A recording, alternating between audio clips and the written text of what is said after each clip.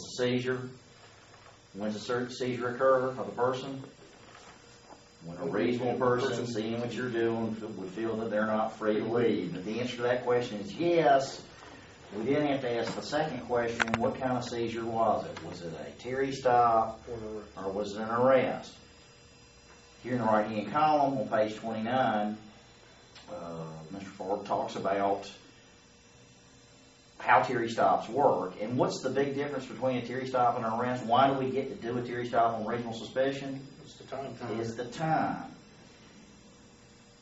Note, here he has specifically told you the Supreme Court has never put a time limit on it. The Supreme Court has never said a Terry stop can be 23 minutes long. They look at the circumstances each time, but highlight that bulleted list there. Investigation that's likely to confirm or dispel his suspicions quickly. The suspect's reaction to the officer's stop. The officers need to adjust his or her response. Gives you a little bit more time. I want you to skip down about halfway down that next paragraph and put a big star next to this. This is a great summary. The officer has stopped longer than 20 minutes. That's a good rule of thumb. Unless circumstances indicate that the investigation is about to reveal probable cause to arrest, or unless the investigative if it was a misdemeanor. One thing I want to make clear though, don't get fixated on that 20-minute number. Do you get 20 minutes every time? Every time you stop somebody, do you get 20 minutes? No. You get a reasonable period of time. Do what you need to do, confirm or dispel your suspicions, and it might not take 20 minutes. It might take 10 minutes. In that case, at 10 minutes, you're done.